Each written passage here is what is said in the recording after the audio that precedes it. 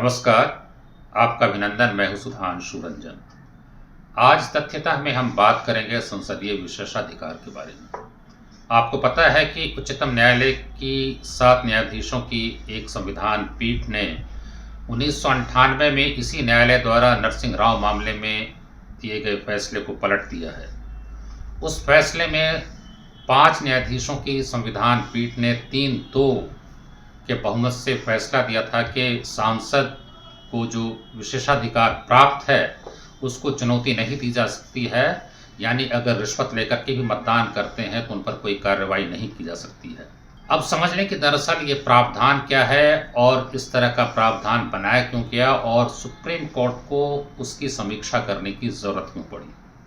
तो पहले हम समझ लें कि ये जो 105 है अनुच्छेद संविधान का, वो क्या कहता है।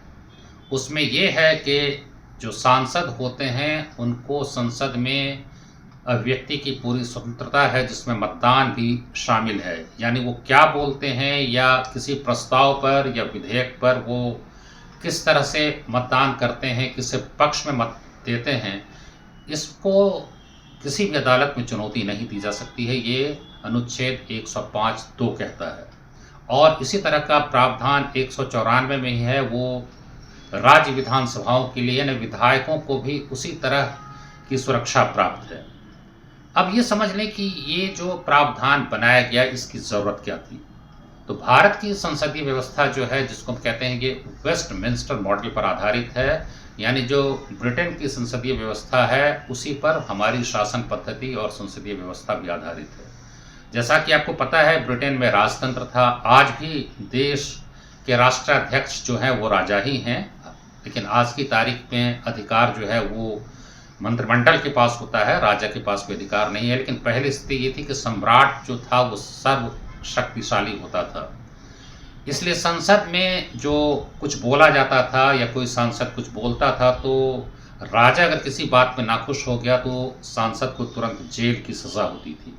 1376 की एक घटना है जब हाउस ऑफ कॉमन्स के स्पीकर पीटर डिलामेयर को इसलिए जेल भेज दिया गया क्योंकि जो गुड पार्लियामेंट उस समय थी और उसमें जो स्पीकर का आचरण था उससे राजा नाखुश था और उसने एडवर्ड द थर्ड जो है उस समय राजा थे, उसने तुरंत ही उसको जेल भेज दिया और वो तब तक जेल से रिहा नहीं हुआ जब तक कि वो सम्राट जिंदा रहा। उसके बाद रिचर्ड द्वितीय आया और उसने उसको जेल से रिहा किया गया।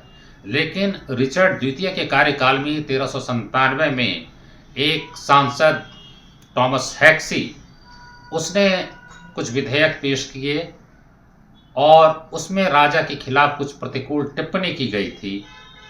उससे राजा इतना नाराज हो गया कि तुरंत हाउस ऑफ लॉर्ड्स ने उसका संज्ञान लिया और उसको फांसी की सजा दे दी गई।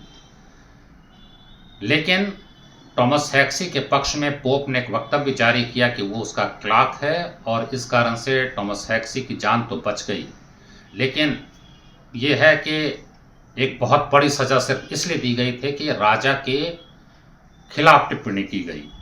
1512 में स्ट्रोड नामक एक सांसद को इसी तरह से जेल भेजा गया था।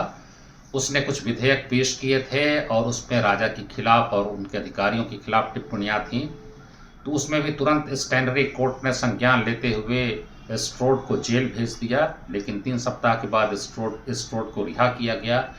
उस घटना के बाद काफ़ी चर्चा हुई कि अगर इस तरह से सांसद डरे सहमे रहेंगे तो संसद का कोई मतलब नहीं रह जाता है।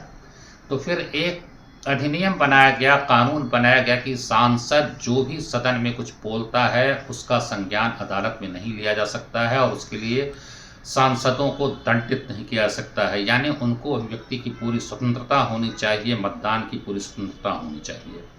लेकिन इसके बाद भी संसद और सम्राट के बीच टकराव जारी रहा और एलिजाबेथ प्रथम, जो कि ट्यूडर वंश की अंतिम साम्राज्ञी थी, उन्होंने भी संसद को कुचलने की कोशिश की। उनके बाद 1629 में 3 सांसदों इलियट, हॉलिस और वैलेंटाइन को भी सज़ा दी गई थी कि उनके जो भाषण हैं वो देशद्रोह की श्रेणी में आते हैं। लेकिन उस सज़ा पर अमल नहीं किया गया और चार्ल्स द्वितीय के कार्यकाल में उस सज़ा को पलट दिया गया।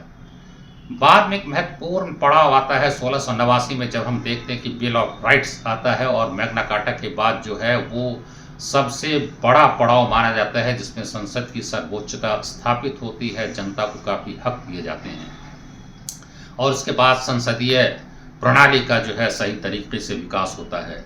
अपने देश में चूंकि वेस्टमिंस्टर मॉडल को अपनाया गया, तो शुरू से ही जब ब्रिटिश हुकूमत थी तो पहला जो चार्टर एक्ट आया 1853 में, उसमें हाउस ऑफ कॉमन्स के विशेषाधिकार को ही यहाँ पर लिया गया। और जब अपना संविधान बनाया गया तो उसमें यही बात कही गई थी कि जो हाउस ऑफ कॉमन्स के विशेषाधिकार हैं वही हमारे यहाँ भी तब तक चलते रहेंगे जब तक कि हम उसको परिभाषित नहीं कर देते हैं, यानी कोडिफाई नहीं कर देते हैं। लेकिन आज तक वो कोडिफाई नहीं हो पाया है और 1949 के स्पीकर्स सम्मेलन में महाबलंकर ने कहा था कि इसको परिभाषित करना ठीक भी नहीं होगा, क्योंकि बार बार अनेक तरह से विशेषाधिकार का हनन होगा, तो हर बार कितनी चीज़ों को जोड़ा जाएगा। और फिर बाद में उन्होंने संसद चूंकि स्पीकर थे तो उन्होंने कहा था ऐसा करना उचित नहीं होगा। तो शायद संविधान निर्माताओं की यही मंशा थी कि इसको परिभाषित नहीं किया जाए और हाउस ऑफ कॉमन्स के जो विशेषाधिकार हैं उसी राह पर चलकर यहाँ जो है उसका उपयोग होना चाहिए। तो 105 में ये प्रावधान है और उसी का ठीक जो है 194 में राज्य विधानसभाओं के लिए भी है। लेकिन 105 जो अनुच्छेद है वो ऑस्ट्रेलिया से लिया गया है, लेकिन वहाँ विशेषाधिकार को परिभाषित किया गया है।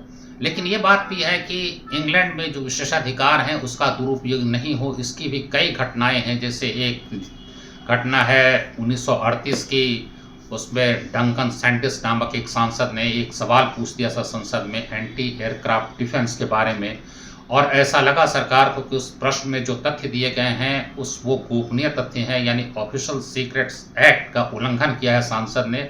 लेकिन जब सजा देने की कोशिश की गई तो बाद में संसद ने कहा कि नहीं, इसमें किसी भी तरह का कोई जो है सो ब्रीच ऑफ प्रिविलेज नहीं है। तो ऐसे कई उदाहरण हैं जिसमें ये विशेषाधिकार हनन के मामले को दूर भी रखा गया है सामान्य कार्यवाही से। अब सवाल है कि 1998 में जो फैसला दिया गया था पीवी नरसिंह राव बनाम सीबीआई में, वो क्या है।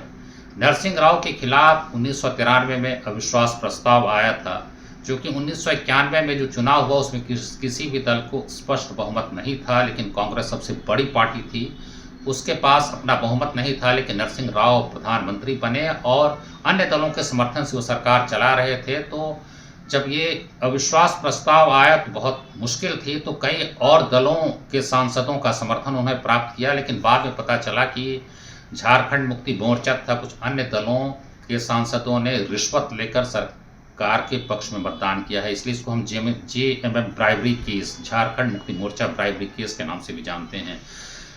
उन सभी जो झारखंड मुक्ति मोर्चा के सांसद थे, सबके पंजाब नेशनल बैंक के खाते में 24-24 लाख रुपए जमा कर दिए गए थे।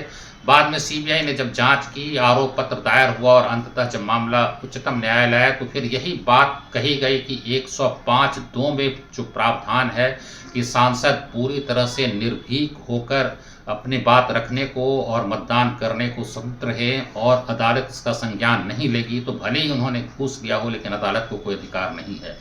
और अदालत ने भी बहुमत से, यानी 3 न्यायाधीशों ने माना कि हाँ, सांसदों को पूरी तरह से जो है सुरक्षा प्राप्त है, उन्होंने रिश्वत लेकर के मतदान किया है तो इस पर कोई कार्रवाई नहीं हो सकती, लेकिन रिश्वत लेकर मतदान नहीं किया तब कार्रवाई होगी। तो ये एक ऐसा फैसला था जो शुरू से ही लोगों को पच नहीं रहा था कि रिश्वत लेना कभी भी संसदीय कार्यवाही का हिस्सा नहीं हो सकता है। वो जो है वो एक अपराध है। हाँ, मतदान जो है करने के लिए स्वतंत्र है, लेकिन रिश्वत लेना एक अपराध है। तो ये बार बार ये बात आ रही थी। तो 2012 में सीता सोरेन ने, जो झारखंड मुक्ति मोर्चा की विधायक थी, उन्होंने राज्यसभा चुनाव में एक निर्दलीय प्रत्याशी से रिश्वत ले ली थी और यह आश्वासन दिया था कि चुनाव में उनके पक्ष में मतदान करेंगे, लेकिन उन्होंने उनके पक्ष में मतदान न कर अपनी पार्टी के प्रत्याशी के पक्ष में मतदान किया। उसके बाद जब पाया गया कि उन्होंने रिश्वत ली थी, फिर सीबीआई ने उनके खिलाफ आरोप पत्र दायर किया। उन्होंने झारखंड उच्च न्यायालय का दरवाज़ा खटखटाया। जब उच्च न्यायालय से राहत नहीं मिली तो मामला सुप्रीम कोर्ट आया और 2019 में उच्चतम न्यायालय को ये लगा कि जो नरसिंह राव मामले में दिया गया फैसला है उस पर पुनर्विचार की ज़रूरत है, इसलिए उसने 7 जजों की संविधान पीठ को ये मामला सौंप दिया। उसी संविधान पीठ ने एक मत से फैसला दिया कि रिश्वत लेना जो है वो बिल्कुल अपराध है और उसको विशेषाधिकार का कवच नहीं प्राप्त है। यानी अगर सांसद या विधायक रिश्वत लेता है तो उस पर उसी तरह कार्रवाई होगी जिस तरह की आम आदमी पे कार्रवाई होती है। इसलिए ये माना जाना चाहिए कि इस फैसले के बाद राजनीति में कुछ शुचिता आएगी। वैसे राजनीति में तो इस तरह की बातें होती हैं, बार बार नैतिकता का सवाल उठता रहता है, लेकिन फिर भी जहाँ तक कानून का सवाल है तो निश्चित रूप से ये एक धनात्मक कदम है। बहुत धन्यवाद इस कार्यक्रम को देखने के लिए। अगर तथ्यतः का ये अंक आपको अच्छा लगा हो तो आप अपनी प्रतिक्रिया हमें ज़रूर दीजिएगा, और अगर पसंद आए तो उसको आप पसंद भी करिए, सब्सक्राइब करिए और अपने दोस्तों के साझा करिए। नमस्कार।